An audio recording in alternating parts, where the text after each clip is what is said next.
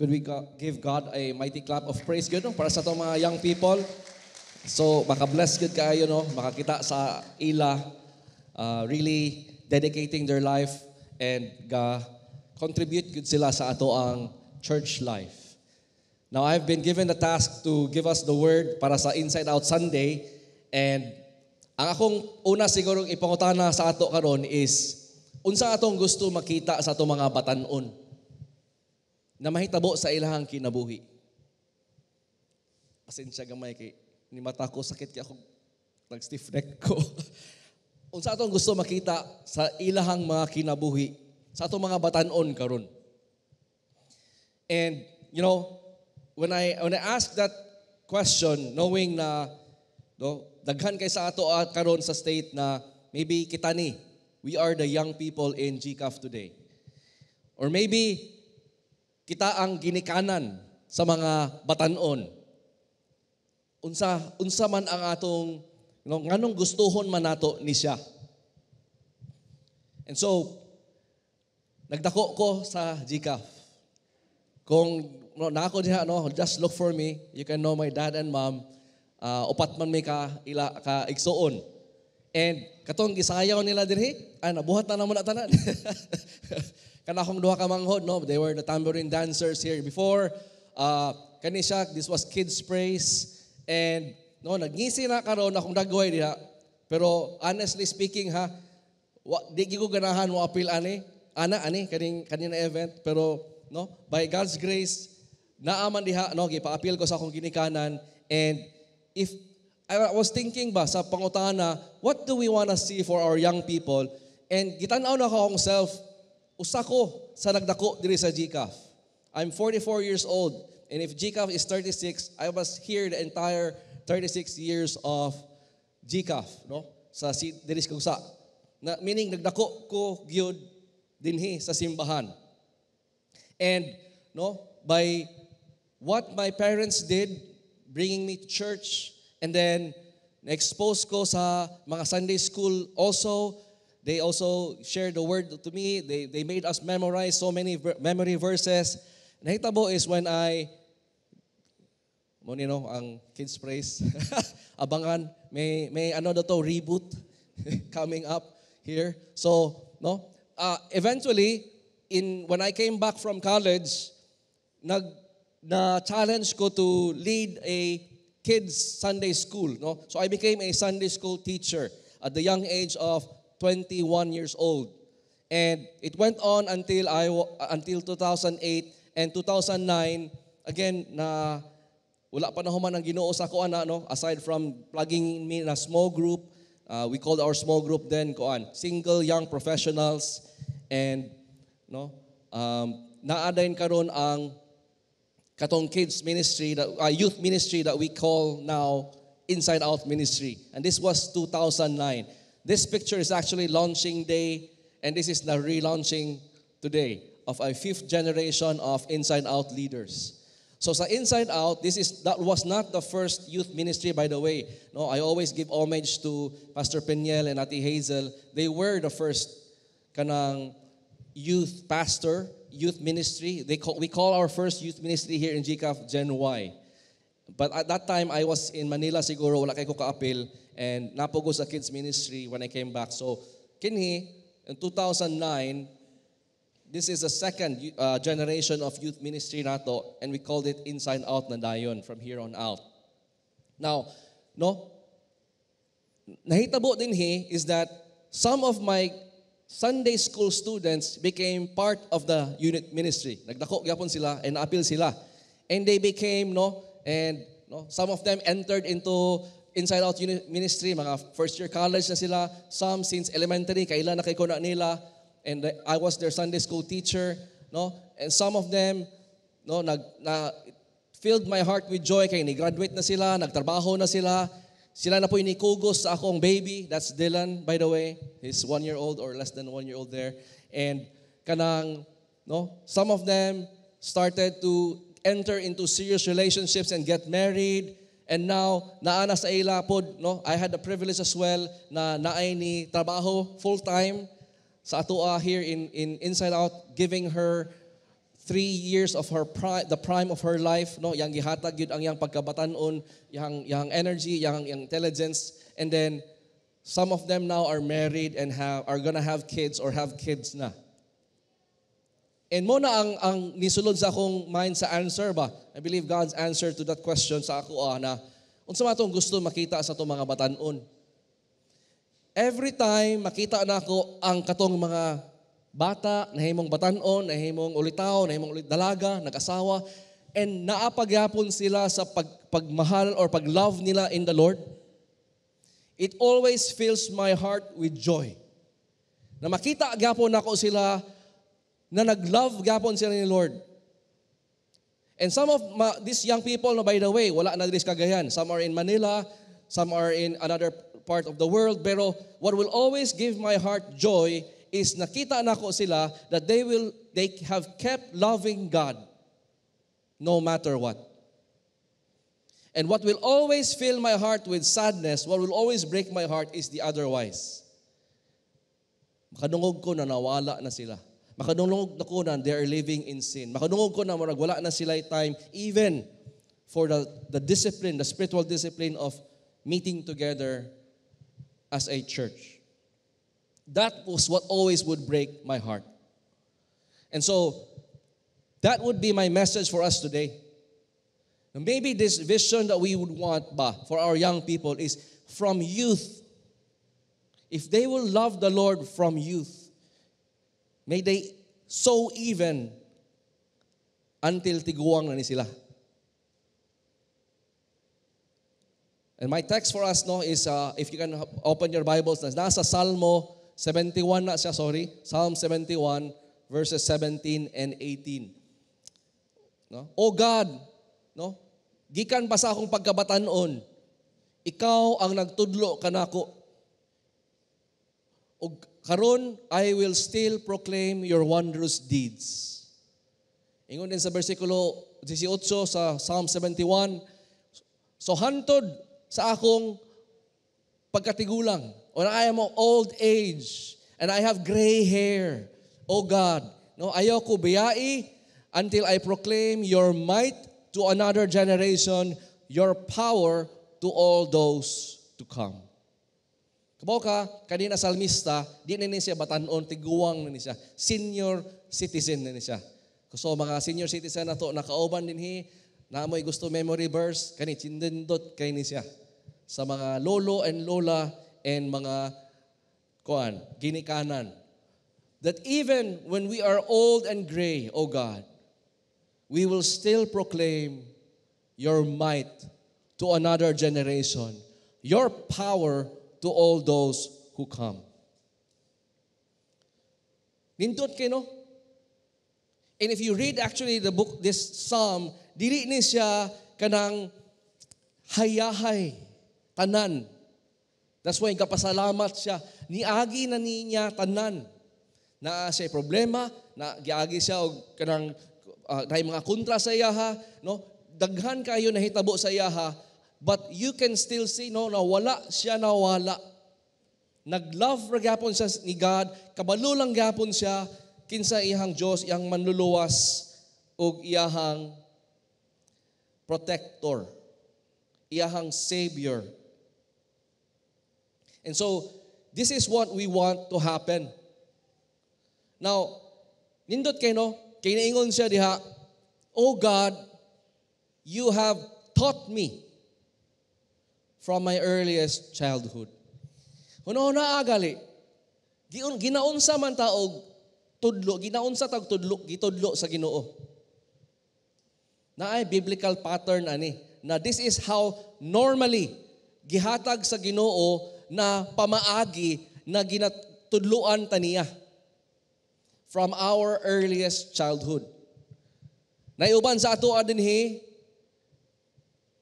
special case, mga exemptions. Pero kasagara, no? Kasagara naa dinhi sa kaning biblical pattern na gihatag sa Ginoo, and then naa na rin the rest grasya pod kung wala man ka ni or dili man ni agi kaani na pamaagi.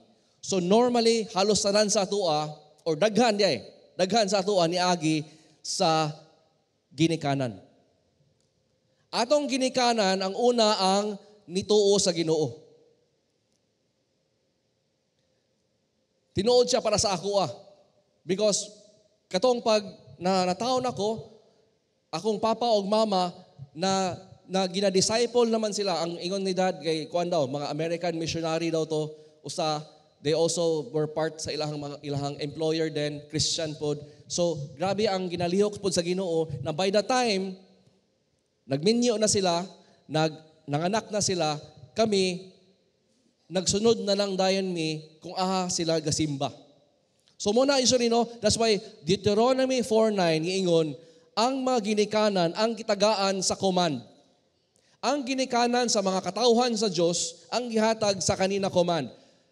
Tell your children, og dili pa makalusot ang lolo-lola apil po diay mo diri, and your grandchildren as well. This is the normal way. God teaches us since bata pa ta para unsaon pag-ila niya, unsaon paghigugma niya, ug unsaon pagsunod kaniya. This is the normal way na matrain ta since bata pa sa atong pamilya. Now, I say this is the normal way because naaman po tayo mga kauban, mga igsuon karon na wala, dili Kristohanon ang ilang ginikanan. And sila pa siguro ang nauna, ang bata or ang batanon pa ang nauna og na save. And so what happens is that because this is not just speaking about Christian or family nato na biological family, pwede nato siya i-expand sa ato ang spiritual family. So kung kita nasalo ta, di wala tay amahan or inahan diri sa kalibutan na Kristohanon, pero pag nasangyawan ta sa mayong balita, nituo ta sa grasya sa Ginoo, nadala ta apil ani ang spiritual family, naay ni adapt sa atoa na bilang serve as amahan, spiritual inahan, spiritual igsuon, meaning nagkapamilya nagyapon ta sa Ginoo. So wala ilusot naa ang either normal way is our own biological family, kung dili dinhi masalo dayon sa spiritual family, or what we call now as the church. The ecclesia, ang pagtipok sa mga tinawag sa Diyos. Kini ang pamaagi na makaila or ginatudluan ta sa Ginoo how to love Him, how to treasure Him. So unsa ato makita here is that kung bata pa ta, tudluan na sa tong ginikanan. Aham na siya, di ba? Dili lang po na siya taman sa ilahang panimalay. Nakita po nato na kaning, Lord, you have trained me, you have taught me since I was bata pa ko. Is nakita nato ni ginadala o ginasugo ta na dadaon nato ang atong mga pamilya na mo worship sa Diyos together. Deuteronomy 5:12, di ba? Observe the Sabbath day by keeping it holy. So unsa may buhaton nato aning Sabbath day, mutipok ug mosimba sa Dios together. Sama sa atong gibuhat karon.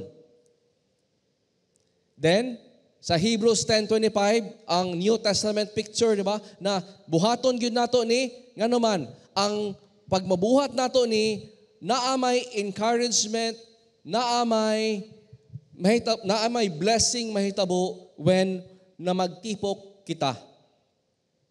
And nindot kay ito na song na classic, as we gather, may your spirit work within us.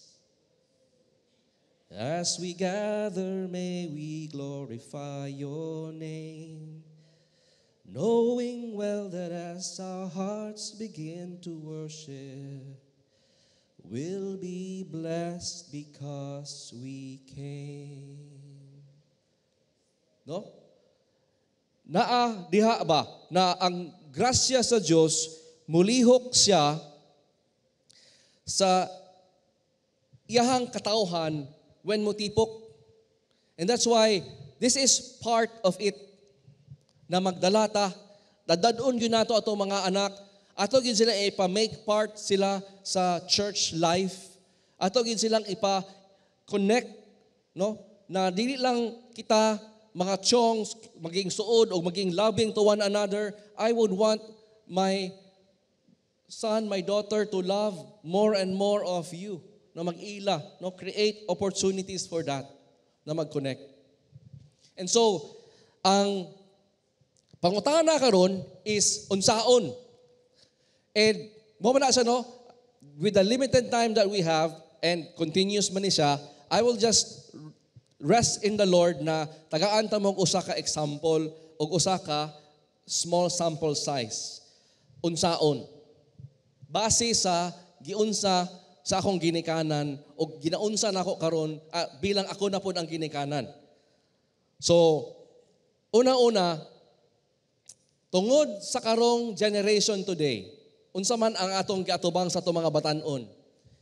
Daghan na kaayo og atong makita sa internet.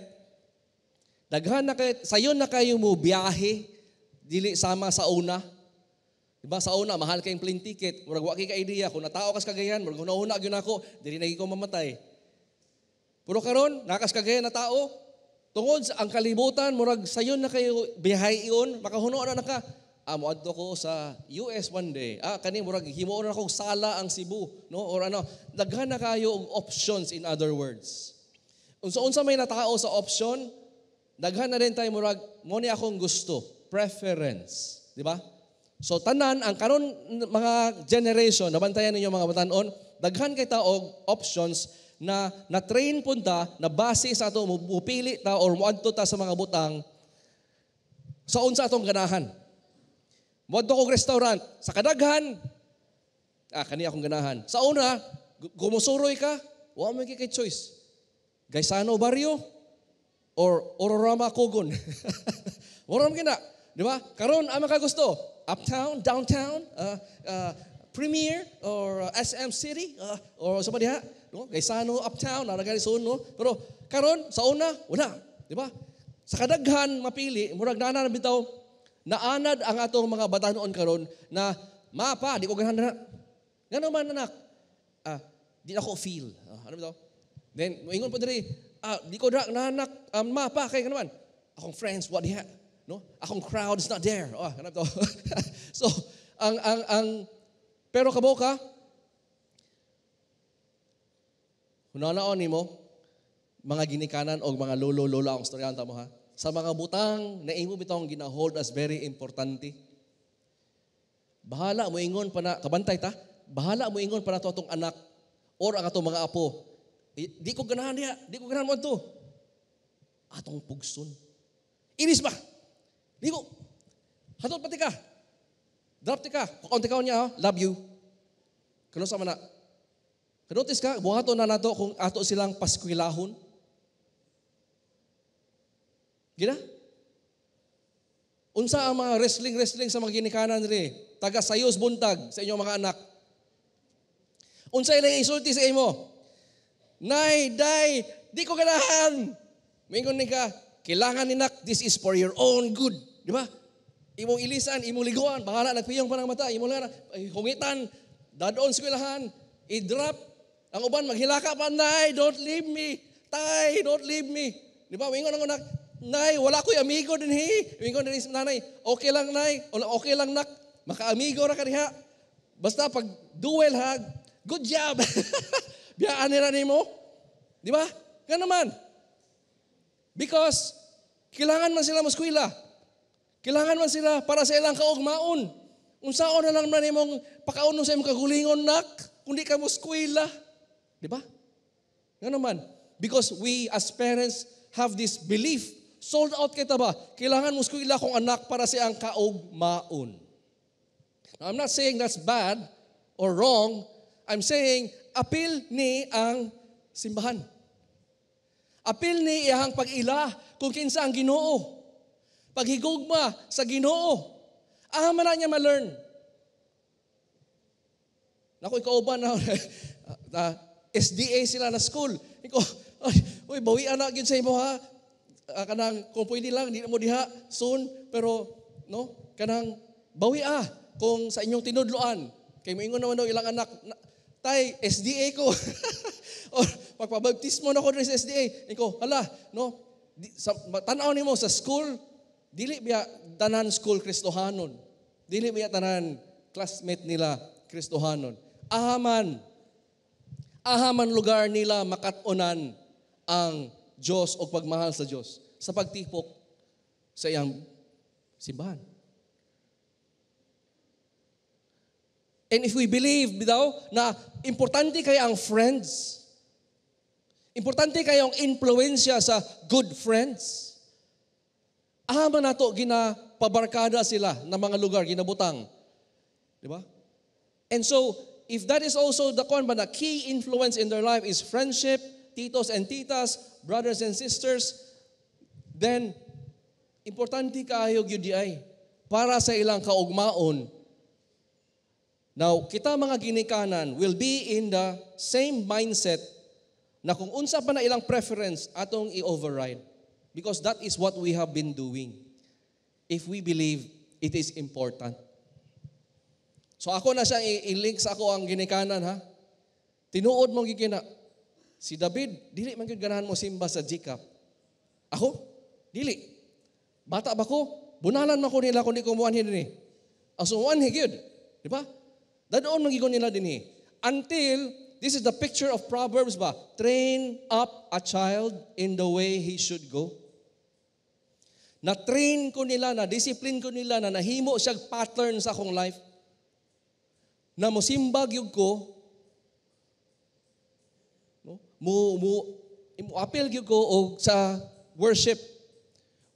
Pagpadala nila sa ako sa Manila, pag college, that's a whole different ball game, di ba?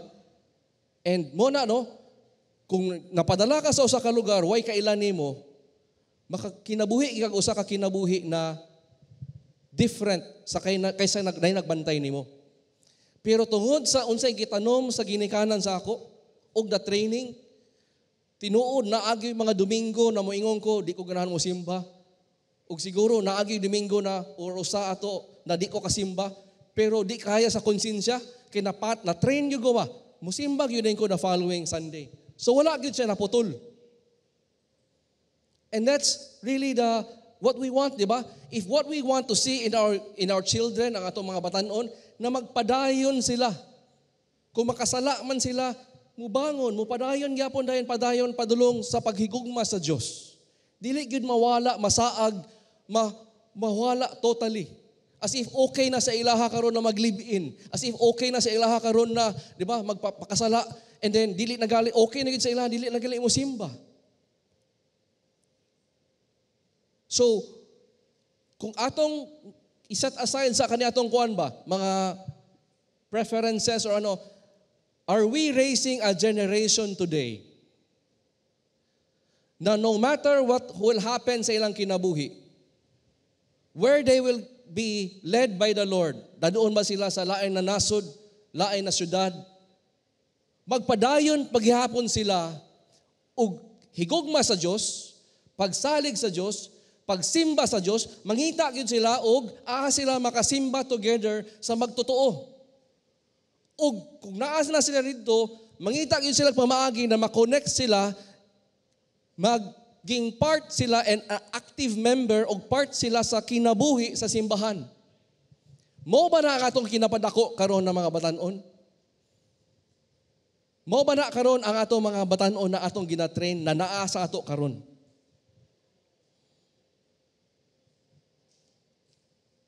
This task is great, no? And after me, atong Inside Out team leader will be asking and taking you a challenge, giving you a challenge with this great task at hand.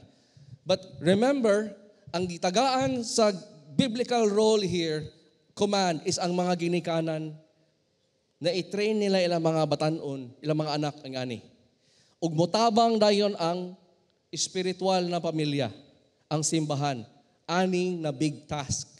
So this is a hand-in-hand working together na mahitabo kini. Ug mo ni ang normal way nagihatag sa Dios na ginatudluan ta o ginatrain ta. Amazing, no? If I will just read to you when the one another commands sa Diyos mahitabo. Kung magkita ta one-on-one, magkita ta small group, magtipok ta bilang iyang big group din iyang local, as a local church. Mo nino, ingon pa sa Colossians 3:19. Magbuhat na, let the word of God dwell in you richly and admonishing one another. No? Magtinudloay, magkinoreksyonay with all wisdom. Magkanta to together. Give thanks to God together. Ingon pa sa Romans 12, love one another, welcome one another. Sa 1 Thessalonians 5, encourage one another. Sa 1 Corinthians 12, care for one another. Kay kung naay usa na nasubo or nagsuffer, kita tanan ga-suffer. If naay tanan na honor, kita tanan dapat mo rejoice together. Dili lalim og sayon ang maging usa ka batan-on today. Daghan kay temptasyon, daghan kayo og mga influences na mo actively draw them. No? Dan dinhi inyong lingaw. Pag makatrabaho na ato mga batan-on or nagtrabaho naman mo karon, you will start to get so busy because the idea sa atong kalibutan o ang values is, di ba? Kayod para magdato ka, para mahayahay ka, para makaprovide ka og family, imong blessings family. And usually ang mawala diha is ang time together with the Lord. Time together with His people. Do you know why grabe ang love for the local church today? Tungod, gitrain ko sa akong ginikanan since gamay ko. Nga naman, tungod mo man ni ang gipagamit sa Diyos na pamaagi, ani. Nganong, kaboka, nganong love kay na ako ang church? Kay love man kayo ni God ang church. Kaboka, nganong committed kay ko sa GCAF, committed man kayo ang Diyos sa GCAF. That's why my family life is here. Di ba? Akong mga anak, ako ipa-involve gyud dinhi. Wouldn't it be wonderful if kita tanan also?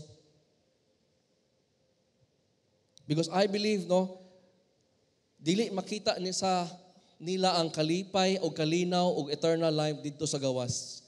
Dinhi sa Diyos, sa pulong sa Diyos, sa katauhan sa Diyos na makadungog sa iyang pulong o nituo sa iyang pulong. So may all of us, no, and I close with this wonderful view in Psalms. At the last two verses niya, this old man, na ni sulat aning kanta, ni sulat siya, na, no, tiguang na siya, pero ingon siya, I will praise you with a harp. Tungod ikaw, Diyos, ikaw ang faithful. Mukanta ko, Lord, og praise. I will praise you and sing praises to you with lyre, O Holy One of Israel. My lips will shout for joy when I sing praise to you. I, whom you have redeemed. More than salapi. Kung redeem siya, save siya sa Diyos. Do you know what, lolo and lola? Do you know what, dad and mom? Kung save imong anak, o gipauli na ka sa Diyos, dili man salapi o imong mga property or balay, at the end of the day, ang importante is, na-train nimo sila, ni-love sila sa Ginoo. They are redeemed by God. Ano man, pagkita nimo sa iya sa langit, isn't that for your eternal joy? Pag makita nimo siya sa langit, imbis papa, yan tawag nimo, Brad, sister. No, amazingly, dili na daddy ang tawag ni Dylan nako sa langit, kundi brother na. That would be my relationship with him. That is what it would be more important for me than ipadala sila sa mga usapana ng mga university. Can I help Dylan love the Lord? Tungod ani, ako siyang gi-ask, nanangin ko, pwede mo na ako i-share. Ako siyang gi-ask the other day. And ko, Dylan, unsaon man ako, how can Daddy help you love God more? Una? Natingala siya, ha? Sama na, Dad? Siya, no. Do you understand the question? Siya, kasabot ko. Siya, una siya, At the end of the day, after a few moments, ana din siya, pwede ko nimo tabangan, Dad? Pwede ko nimo tabangan, Dad? 9 years old.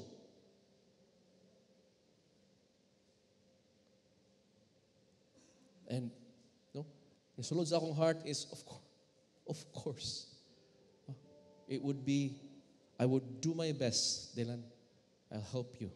I'll help you love the Lord as your daddy loves the Lord. So that's what we want for our youth. Let's pray. Ginoo, salamat Lord sa imong pulong na kani posible tungod sa imong bugtong anak na si Jesus na naa sa cross sa Kalbaryo ug iyang gi-surrender iyang life as a sacrifice, a pleasing sacrifice. Para Lord, naay mga katawhan na mga makasasala, maluwas, ug mosimba kanimo. Ug wala gyud Lord, walay mawala sa imo ani. And so kami dinhi sa GCAF, may we all exert tanan namong effort, tanan namo Lord na passion na amo kaning buhaton Lord. Bahala napa sa training mode pa among uban karon. Na napa sa pugsunonod na mode. Bahala napa sa guruyonon na mode. Bahala napa sila sa mga tudlon, i-remind, constant reminders, Lord. Kay nagtuo man kami unsa ni kaimportante, nagtuo ka man kami Lord na dili man kami sa among kulang na abilidad to tudlo or speak, ikaw Lord ang mobuhat sa milagro na sa pagdala namo sa ila dinhi, sa pagsangyaw namo o pagtudlo sa imong pulong, naa kay buhaton Lord na milagro na ikaw lang sa imong balahang espiritu Lord na imong usbon ang kasing-kasing, imong tangtangon ang nakatakip sa mata, imong kwaon ang nakabara sa dalunggan ug makasabot na dayon, makakita na dayon ug mubati na dayon og tinuod na gugma, O Lord. Kay imo ha silang gibanhaw sa ilang kalag ug naluwas ug giusab kanimo sila.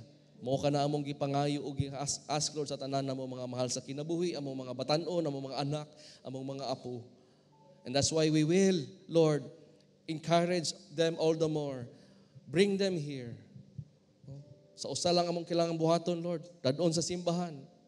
Among ipa-involve sa simbahan para lang yun sila, Lord, makatakat-on one day with this pattern of life they have lived.